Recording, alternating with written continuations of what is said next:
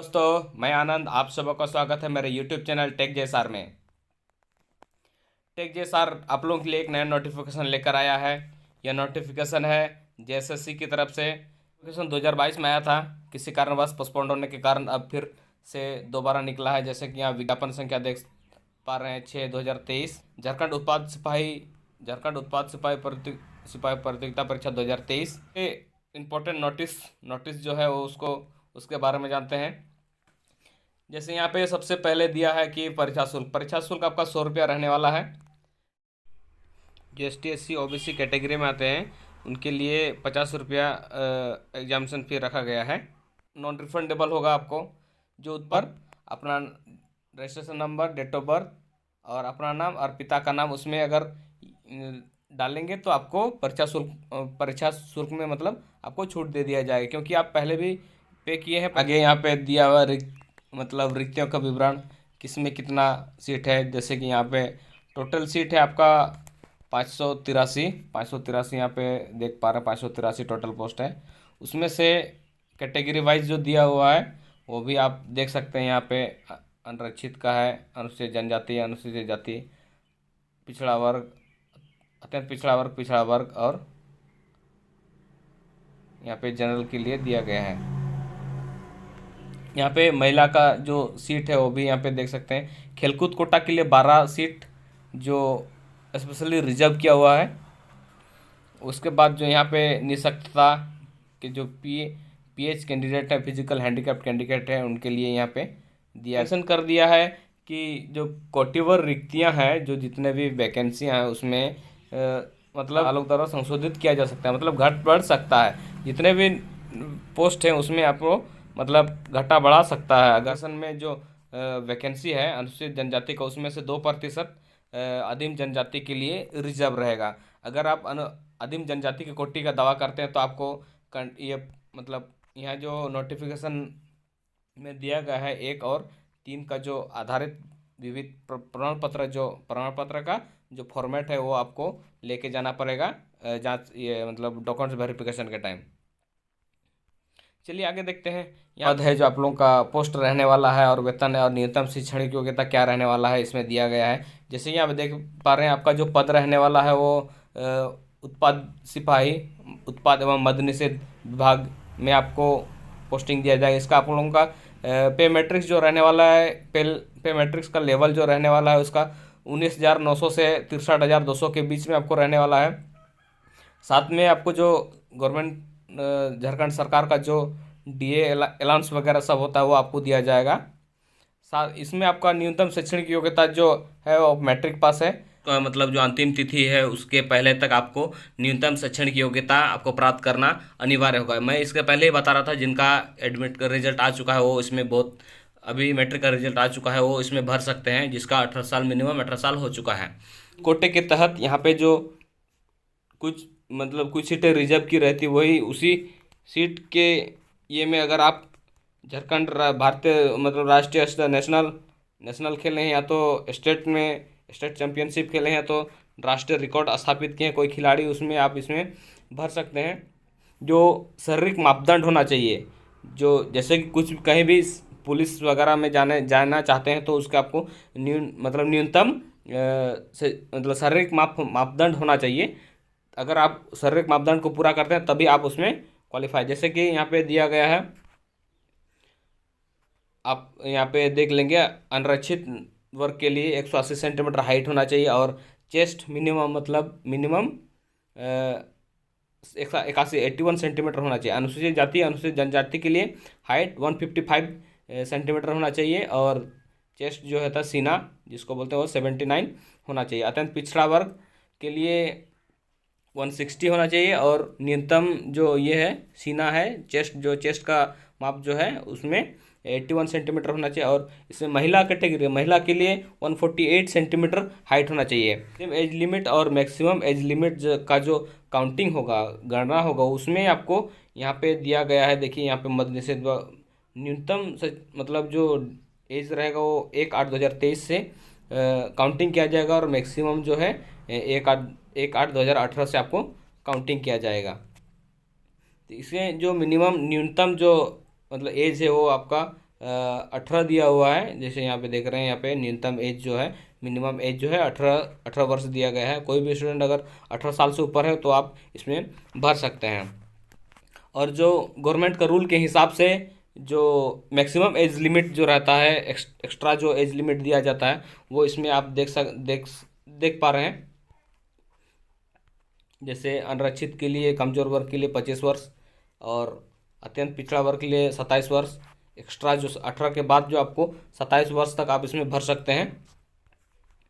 और इसे महिला के लिए 28 वर्ष तक आप भर सकते हैं, महिला के लिए 28 वर्ष भर सकता है। और अनुसूचित जनजाति के लिए 30 वर्ष तक अगर हो रहा है तो आप भर सकते हैं। उसके भूतपूर्व सैनिक के लिए अलग से एक्स्ट्रा और 5 साल दिया जाता है, जो आपको जब डॉक्यूमेंट वेरिफिकेशन के टाइम आपको भूतपूर्व सैनिक का प्रमाण पत्र आपको उसमें जमा करना होगा। यहाँ पे मेंशन कर दिया गया है कि अगर आपको एडमिट कार्ड निकलता है तो आप मतलब इसमें नियुक्त हो गए, ये बात नहीं। आपको जो इसका प्रोसेस है उसमें गुजरना पड़ेगा, तभी आप इसमें क्वालिफाई करेंगे। आरक्षण का जो दावा करते हैं उसमें आरक्षण का दावा स्थानीय प्रमाण पत्र जो आपको देना पड़ेगा, जो एसडीओ या तो डीसी या तो ब्लॉक लेवल का किसी का भी आप सबमिट कर सकते हैं। ऑनलाइन के टाइम अभी आप जैसे यहाँ पे ये मेंशन कर दिया है 17/7/2019 के पहले का जो बना हुआ स्थानीय प्रमाण पत्र है वो आपको मतलब यहाँ पे वैलिड नहीं होगा, मान्य नहीं होगा। आपको 19 के बाद का ही अंचलाधिकारी वीडियो या तो सीओ का आपको इसमें जमा कर सकते हैं। 16 के पहले का तो कोई सा भी जितना भी स्थानीय प्रमाण पत्र 16 के पहले वाला तो मान्य होगा ही नहीं, किसी का भी हो, या तो डीसी एसडीओ डीसी किसी का भी बना हो, 16 के पहले अगर बना है तो आपको इसमें वैलिड नहीं होगा। अगर आप नहीं बनाए हैं तो अभी यथाशीघ्र बना लें किसी नज़दीकी प्रज्ञा केंद्र में जाकर। और यहाँ जाति प्रमाण पत्र, इसमें भी वैसे ही कुछ लिमिट दिया हुआ रहता है, जिसे चलिए नीचे देखते हैं। यहाँ पे जो मेंशन कर दिया गया है देख रहे हैं ख नंबर में 25 फरवरी 2019 के पूर्व अंचलाधिकारी स्तर से निर्गत प्रमाण पत्र ही आपको, उसके पहले का प्रमाण पत्र आपको मान्य नहीं होगा। उसके बाद अगर कोई भी जाति प्रमाण पत्र बनाए हैं तो वही इसमें वैलिड होगा। उसके साथ साथ नीचे भी ओबीसी का भी दिया गया है, वो भी आप अपना देख लें। पिता के आधार पर जाति ही प्रमाण पत्र ही मान्य होगा। अगर अपने पिता के आधार पर ही आपका जाति निर्गत होना चाहिए, तभी आपको इसमें मान्य होगा। अनुसूचित जाति, अनुसूचित जनजाति, अन्य पिछड़ा वर्ग, अगर कमजोर वर्ग जो आरक्षण का दावा करते हैं उनके लिए भी अलग से आपको जो निर्धारित किया गया है, मतलब फॉर्मेट जो निर्धारित किया गया है जेएसएससी की तरफ से, उसी फॉर्मेट में आपको डॉक्यूमेंट्स वेरिफिकेशन के टाइम ले जाना पड़ेगा। जो रहने वाला ऑनलाइन प्रक्रिया जो रहने वाला है वो आपको आप ऑफिशियल वेबसाइट में जाकर ही आप इसमें ऑनलाइन कर सकते हैं। जैसे यहाँ पे आपको आपके साथ फॉर्म भरने से पहले आपके पास फ़ोटो और सिग्नेचर होना ज़रूरी है, ताकि इसमें आप ऑनलाइन के टाइम आपको कोई असुविधा ना हो। और साथ साथ आपको अपना नाम और पिता का नाम सही, जैसे कि आपको मैट्रिक का मार्कशीट या तो सर्टिफिकेट में दिया गया उसी तरह भरना है। अगर आप थोड़ा गलती करते हैं तो कोई बात नहीं, आपको मतलब करेक्शन करने के लिए डेट दिया रहता है, उसमें आप करेक्शन कर सकते हैं। ऑनलाइन भरने का जो प्रक्रिया है वो आपको यहाँ पे जेएसएससी का ऑफिशियल वेबसाइट दिया गया है, यहाँ से यहाँ पे देख सकते हैं। इसमें जाकर ही आपको पहले रजिस्ट्रेशन करना होगा, उसके बाद आपको आगे बढ़ सकते हैं। और रजिस्ट्रेशन करने के टाइम आपको मोबाइल फ़ोन और ईमेल आईडी बहुत ज़रूरी है, क्योंकि आपको मोबाइल नंबर पे ही मैसेज और ईमेल में ही मैसेज और ईमेल फ़ोन मैसेज किया तो ईमेल में आपको रजिस्ट्रेशन नंबर और पासवर्ड भेज दिया जाता है। अगर रजिस्ट्रेशन कर लिए, आधा फॉर्म भरा जाएगा, फिर आपको 24 घंटा बाद फिर परीक्षा शुल्क पे करना पड़ेगा। उसके बाद आपको डॉक्यूमेंट्स बोल रहे हैं, फ़ोटो और सिग्नेचर इसमें अपलोड करना होगा, वो भी 24 घंटे बाद। अगर जैसे फ़ोटो और सिग्नेचर अपलोड करें। फाइनल सबमिट के बाद आप प्रिंट आउट अवश्य लें, वो फ्यूचर में तो दिक्कत ना हो एडमिट कार्ड निकालने के टाइम। स्टूडेंट है वो अपना ऑनलाइन आवेदन करने के टाइम मतलब अच्छा से देखेंगे। अगर गलती होता है तो कोई बात नहीं, गलती होने से आपको 2 दिन यहाँ पे समय दिया गया है, जैसे 6/7/2023 और 8/7/2023, 6 से 8 तक आपको 2 दिन टाइम दिया है ताकि आप उसमें करेक्शन कर सकें। तो कुछ भी इसमें नाम और जन्मतिथि और ईमेल आईडी और मोबाइल नंबर को छोड़कर कुछ भी आप इसमें चेंज कर सकते हैं, लेकिन ये 4 जो दिया है इसमें आप कुछ भी चेंजेस नहीं कर सकते हैं। इसमें जो परीक्षा शुल्क आपको भुगतान करना ही होगा। अगर आप भुगतान नहीं करते हैं तो आपका प्रक्रिया पूरी नहीं मानी जाएगी। आपको यहाँ पे जो ऑनलाइन का ये है वो आप 1 जून से शुरू हो जाएगा, जैसे यहाँ पे दिया गया 1 जून से ऑनलाइन प्रक्रिया शुरू हो जाएगा। आपको 30 जून तक 30 जून मध्यरात्रि तक चलेगा। कोई भी स्टूडेंट अगर इसमें भरना चाहते हैं तो जल्दी भरें, जितनी जल्दी हो सके आप इसमें भर दें। अभी तो शुरू नहीं हुआ है, 1-2 दिन में शुरू हो जाएगा, आप उसमें भर दीजिएगा। यहाँ पे परीक्षा शुल्क जो आपको 2/7 के मध्यरात्रि तक आपको 2/7 मतलब 2 जुलाई रात 12 बजे के पहले तक आप अपना इसमें परीक्षा शुल्क पे कर सकते हैं।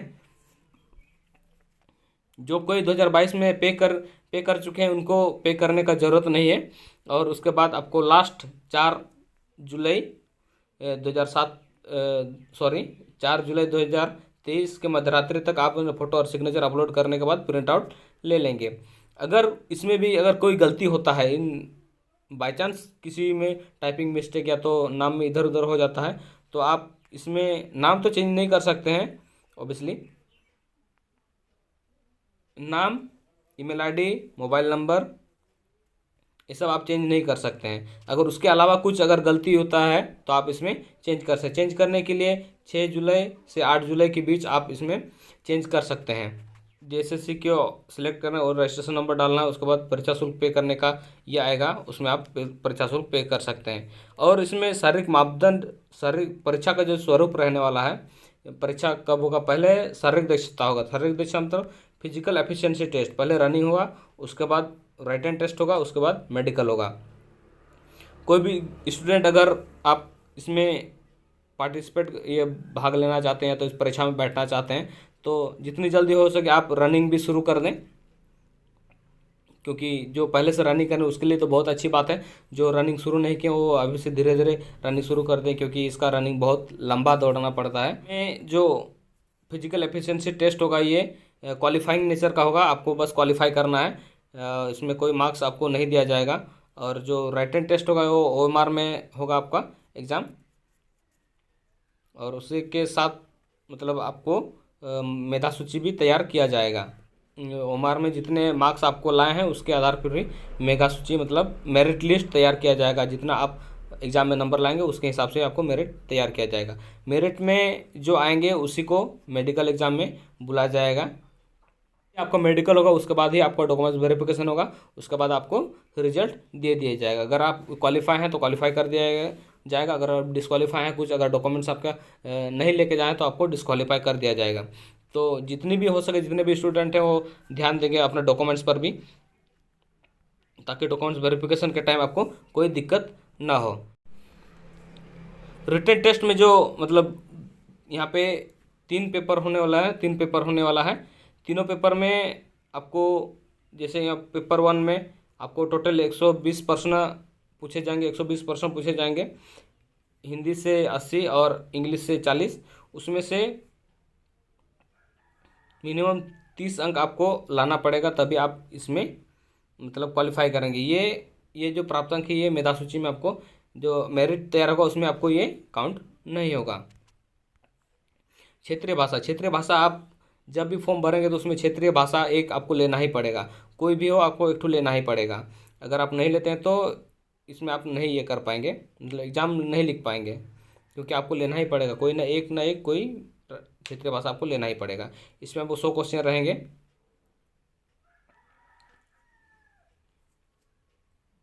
और इसमें भी आपको मिनिमम 30% मार्क्स लाना ही पड़ेगा, 30% मार्क्स लाना ही पड़ेगा, तभी आप इसमें क्वालिफाइंग करेंगे। अगर आप नहीं लाते हैं तो आप डिस्क्वालीफाई हो जाएंगे। और उसके बाद तीसरा पेपर में जो रहने वाला है ये है सामान्य अध्ययन में जीके में 20, झारखंड राज्य संबंधित ज्ञान मतलब झारखंड जीके में 50 और सामान्य विज्ञान जनरल साइंस और गणित में 10। इसमें कुल 120 क्वेश्चन रहने वाला है। जैसे यहाँ 120 क्वेश्चन रहेगा आपका, और इसमें भी आपको मतलब 30% मार्क्स लाना अनिवार्य है। 120 का 30% आपको लाना पड़ेगा, तभी आप इसमें क्वालिफाई करेंगे। बाकी इसमें मतलब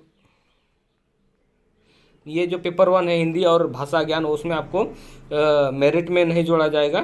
क्षेत्रीय भाषा और ये यहाँ पे जो लास्ट में तीसरा में जो दिया है ये वाला पेपर थर्ड पेपर और क्षेत्रीय भाषा, ये दोनों को मिलाकर ही मेरिट तैयार किया जाएगा।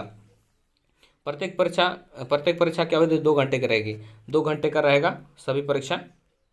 यहाँ पे जो डिटेल्स आपको जो सिलेबस दिया है आप नीचे में देख लेंगे। यहाँ पे नीचे में पूरा डिटेल्स दिया हुआ है, कहाँ कहाँ से क्या क्या क्वेश्चन आने वाले हैं क्या नहीं, वो पूरा डिटेल्स दिया हुआ है। और जो फिजिकल एफिशिएंसी टेस्ट जो होने वाला है, रनिंग जो होने वाला है, वो यहाँ पे दिया गया है। देखिए, ये देखिए, पुरुषों के लिए 10 किलोमीटर 60 मिनट में, 1 घंटा में आपको 10 किलोमीटर दौड़ लगाना है, तभी आप इसमें क्वालिफाई करेंगे। और महिला के लिए 5 किलोमीटर 40 मिनट में 5 किलोमीटर आपको रनिंग करना होगा, तभी आप इसमें क्वालिफाई करेंगे। पहले ही बता रहा था कि यहाँ पे जो पेपर 2 और पेपर 3 है, उसी में से आपको मेरिट तैयार किया जाए। पेपर 1, पेपर 2 और पेपर 3 से ही आपको मेरिट तैयार किया जाएगा। आगे यहाँ जो देखिए, यहाँ पे आपको मिनिमम ये अंक लाना अनिवार्य है, तभी आप इसमें आगे मतलब एग्ज़ाम में लिए मेडिकल में जा सकते हैं। अनरक्षित के लिए मिनिमम 40%, अनुसूचित जनजाति अनुसूचित 32%, अत्यंत पिछड़ा वर्ग के लिए 34%, पिछड़ा वर्ग के लिए 36%, आदिम जनजाति के लिए 30% और आर्थिक रूप से कमजोर के लिए 40% आपको लाना ही पड़ेगा, तभी आप इसमें मेगा सूची में ये मेरिट लिस्ट में आ सकते हैं। इस वीडियो में इतना ही। नेक्स्ट वीडियो में मैं बताऊंगा कि इसका online full form fill up process किस तरह का रहने वाला, किस तरह भरना पड़ेगा, ये मैं आप लोगों को बताऊंगा। चलिए, वीडियो अगर अच्छी लगे तो लाइक करें, शेयर करें, सब्सक्राइब करें, और गुड बाय, नमस्कार, जोहार।